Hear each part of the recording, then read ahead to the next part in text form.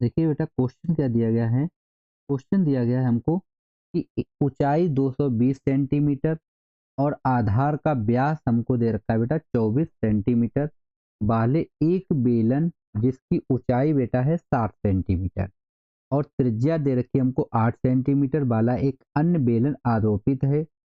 लोहे का एक स्तंभ बना हुआ है। इस स्तंभ का द्रव्यमान हमें ज्ञात कीजिए, जबकि जबकि हमें द्रव्यमान बेटा यहाँ पे दे रखा है 1 सेंटीमीटर लोहे का द्रव्यमान लगभग 8 ग्राम दिया गया है बेटा। ठीक है, तो ये वैल्यू हमको दी गई है, आप इसको देख लीजिए। अब देखिए क्वेश्चन को आप किस तरीके से इसको सोल्व करेंगे बेटा, तो चलिए देखते हैं हम लोग और उस क्वेश्चन को सोल्व करते हैं। ओके, तो देखिए बेटा ये हमारे पास एक चित्र है, ये रहा हमारा चित्र, आप सभी देख लीजिए, मैंने यहाँ पे चित्र को लगा दिया है। ठीक है, यही हमारा चित्र बनेगा, इसको आप समझ लीजिए। अगर आपने चित्र को थोड़ा सा समझ लिया तो आपका क्वेश्चन इजी हो जाएगा बेटा। ठीक है, क्योंकि टोटल ऊंचाई जो थी वो 220 थी बेटा, और केवल ओनली ऊपर वाले की ऊंचाई बेटा 60 हमको दी गई थी क्वेश्चन में ही। ठीक है, तो ये बेटा कितनी हो जाएगी, 60 हो गई, और ये टोटल बेटा हमको दी गई थी कितनी, 120, बेलन की दे रखी थी 120। ठीक है, कितनी दे रखी थी हमको, 120 दे रखी थी, और जो ऊपर वाला बेलन था उसकी हमको एच दे। अब देखिए यहाँ पे हम लोग लिख लेते हैं पहले जो चीज़ हमको दिया गया। देखिए बड़े बेलन की ऊंचाई कितनी है बेटा, 220, तो यहाँ पे हम लिखेंगे बेटा कि बड़े बेलन की ऊंचाई।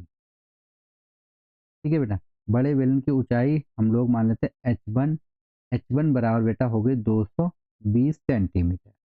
ठीक है, अब देखिए बेटा बड़े बेलन की त्रिज्या कितनी हो जाएगी, बड़े बेलन की त्रिज्या, तो त्रिज्या को भी हम लोग R1 दे देते हैं। अब देखिए बेटा पूरा ये हमारे पास व्यास कितना था, 24 था बेटा, कितना था, 24 था बेटा, तो हो जाएगा 24/2 यानी कि बेटा 12 सेंटीमीटर हो जाएगी। ठीक है, अब देखिए बेटा छोटे वाले का ऊंचाई कितनी दे रखी थी, छोटे बेलन की ऊंचाई, ठीक है, ये हमको दे रखी थी 60, इसको हम देते h2 बराबर बेटा 60 हो गया हमारा। ठीक है, और त्रिज्या कितनी हो जाएगी बेटा, त्रिज्या इसकी हो जाएगी 8, त्रिज्या कितनी हो जाएगी 8, तो इसको हम दे देते हैं 8, यहाँ पे हो जाएगा हमारा R2 बराबर बेटा हो गया 8। ठीक है, R2 बराबर कितना हो गया 8। ठीक है, अब देखिए हमें खंबे का कुल आयतन बताना है, हमें खंबे का कुल आयतन हमको बताना है। ठीक है, तो देखिए हम लोग खंबे का कुल आयतन निकालेंगे, तो इसको हम न्यू पेज पे लिख लेते हैं यहाँ पे। तो देखिए हम लोग निकालेंगे बेटा खंबे का कुल आयतन। ठीक है बेटा, अब देखिए कुल आयतन B बराबर हमारे पास कितना हो जाएगा बेटा, बड़े बड़े बेलन का आयतन हो जाएगा बेटा, और प्लस बेटा हो जाएगा छोटे बेलन का आयतन। ठीक है, तो देखिए बेलन का आयतन बेटा होता है हमारे पास पाई आर स्क्वायर एच, तो ये हो जाएगा पाई R1 स्क्वायर एच हो गया, प्लस ये हो जाएगा बेटा पाई R2 और H2 हो जाएगा। ठीक है, अब देखिए पाई बेटा कॉमन है, यहाँ बचेगा हमारे पास R1 और R2 बचेगा। ठीक है, तो वैल्यू रख लेते हैं हम लोग यहाँ पे, और देखिए वैल्यू रखेंगे, R1 की वैल्यू हमारे पास कितनी थी बेटा, 12 थी, R2 की 8 थी। ठीक है, तो ये हो जाएगा बेटा 12 का स्क्वायर इंटू H1 हो गया बेटा 220।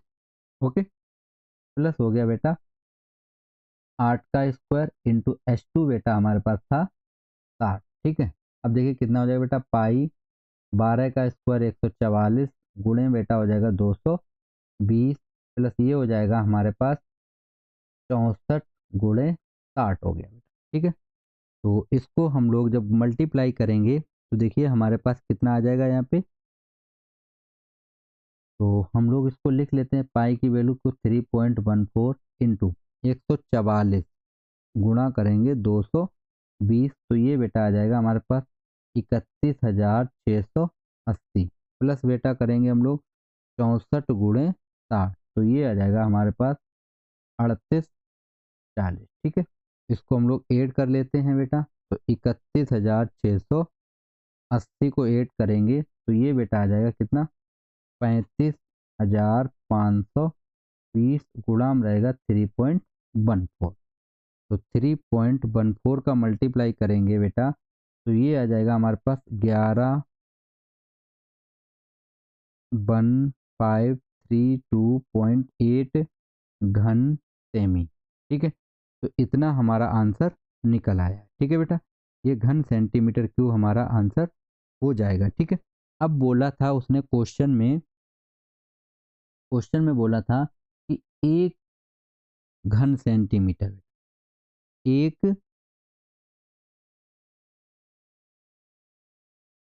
एक घन सेमी, यहाँ पे जो बेटा है ये घन लिखा था। ठीक है, एक घन सेमी बेटा 8 ग्राम है, तो उतने में कितने होंगे। ठीक है, इतने में कितने होंगे तो वो हमको यहाँ पे बताना है। ठीक, तो अब हम लोग क्या करते हैं, यहाँ पे लिख लेते हैं हम लोग। यहाँ पे लिखेंगे कि 1 सेंटीमीटर क्यूब बराबर बेटा दिया गया हमको 8 ग्राम। ठीक है, कितना दिया गया बेटा, 8 ग्राम। तो हम लोग लिखेंगे यहाँ पे 1,1,1,532.8 सेंटीमीटर क्यूब। ठीक है, लोहे का द्रव्यमान कितना होगा बेटा, लोहे का द्रव्यमान तो ये हो जाएगा हमारे पास 8 × 1,153.2.8, मल्टीप्लाई कर लीजिए इसका तो ये आ जाएगा 892262.8।